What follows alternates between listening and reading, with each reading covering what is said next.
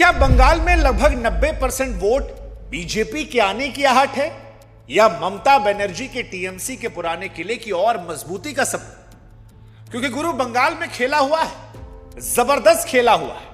Polling booth पर जो लंबी लंबी लाइन है वो बता रही है कि किसी एक के साथ तो खेल होगा। या तो जनता मन बनाकर गई थी किसी को लाना है या किसी को हटाना है, और इसीलिए लगभग 90% वोट गया। लोग कह रहे हैं कि फूल खिलेगा, अब वो कमल वाला होगा टीएमसी वाला होगा, ये देखना होगा। लेकिन जो दिखा वो ये कि शाम 5 बजे तक 89.93% वोट पड़ा। दिनाजपुर में तो 93%, रघुनाथगंज में 95%। और यही सवाल उठा कि इसके पीछे असली खेल क्या है। क्या वो एसआईआर वोटर लिस्ट से नाम कटने का डर था जो जनता इतनी बड़ी संख्या में गई? क्या ये संदेश खाली और आरजी कर जैसी घटनाओं का दबा हुआ गुस्सा था, या फिर ममता बनर्जी की योजनाओं का भरोसा कि जनता जो है बढ़ चढ़ कर गई और कह रही कि हम वोट इन्हीं को देंगे? क्योंकि ये सवाल तो उठेगा कि 90% वोट किसके लिए है, बीजेपी टीएमसी के लिए, और या इससे अलग हटकर इन दोनों के अलावा भी कोई तीसरा खिलाड़ी हो सकता है जो इसमें सेंध लगा रहा है। सबसे बड़ा सवाल तो यह भी है कि जो प्रवासी वोटर है जो बाहर था, इस बार क्या वो अपने पास सत्ता की चाबी रखेगा, या फिर वो महिलाएं जिनको लेकर ममता बनर्जी से लेकर प्रधानमंत्री मोदी दावा कर रहे हैं, उन्होंने एक तरफा वोट देकर इस बार चुनाव की स्क्रिप्ट अपने हिसाब से लिखी। देखिए, इस चुनाव को समझने में सारे दिग्गज फेल। कोई इसे बदलाव की आंधी कह रहा है, कोई योजनाओं की सफलता मान रहा है, लेकिन इस भीड़ के पीछे का सच क्या है, यह समझना बहुत जरूरी है। क्योंकि आंकड़े कागज पर छपे नंबर नहीं है, बल्कि गांव की सड़कों, गांवों और रसोइयों की एक कहानी को बयां कर रहे हैं। और आज जब पश्चिम बंगाल विधानसभा चुनाव 2026 के पहले चरण में 152 सीटों पर वोट गिरे, तो दिल्ली से लेकर कलकत्ता के मन में आज एक ही सवाल है कि भैया वोट तो इतना पड़ गया, लेकिन बंगाल किसका है?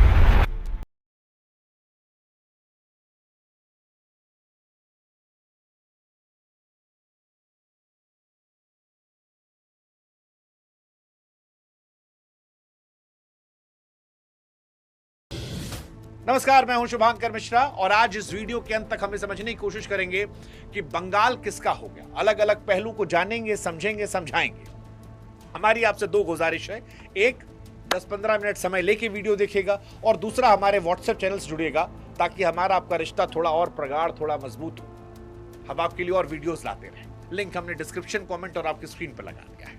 अब यह समझना जरूरी है कि यह रिकॉर्ड वोटिंग का मतलब क्या है, किस बदलाव की तरफ है। क्योंकि जब भी वोटिंग परसेंटेज 80 से 90% के बीच या इससे आगे जाता है, तो इसे कभी भी मामूली नहीं समझना चाहिए, और खास तौर पर जो है बंगाल में। क्योंकि बंगाल का राजनीतिक इतिहास तो बंपर वोटर और बड़े बदलावों से भरा पड़ा है। आप 2011 का ऐतिहासिक चुनाव याद कीजिए। 34 साल पुरानी वामपंथी सरकार के पांव ऐसे ही उखड़े थे, तब भी बंगाल की जनता ने बढ़ चढ़ कर वोट किया था, और आज भी बढ़ चढ़ कर वोट हुआ है। शाम 5 बजे तक 90%, 93% कहीं पर, और रघुनाथगंज में तो 95%। यानी बंगाल की जनता ने स्पष्ट कर दिया है कि केवल घर पर बैठकर वो चुनाव पर चर्चा नहीं करेंगे, केवल टीवी, सोशल मीडिया तक उनकी कहानी नहीं रहने वाली है, बल्कि वो सीधे सीधे चुनावी व्यवस्था में हस्तक्षेप करेंगे।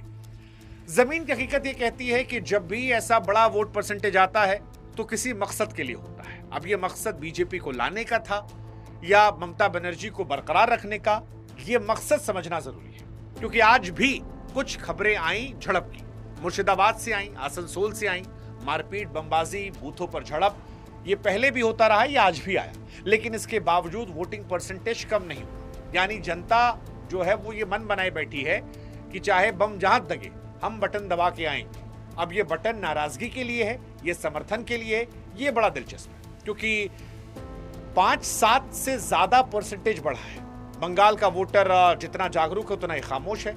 इस बार बहुत लोग माइक लगाए, लेकिन किसी भी माइक लगाने वाले को एक क्लैरिटी नहीं है कि ये वोटर गया किधर। अगर ये ग्रामीण इलाकों में बढ़ा है तो इसका मतलब गहरा है, क्योंकि वहां का वोटर शहरी वोटर के मुकाबले ज्यादा रिजर्व रहता है।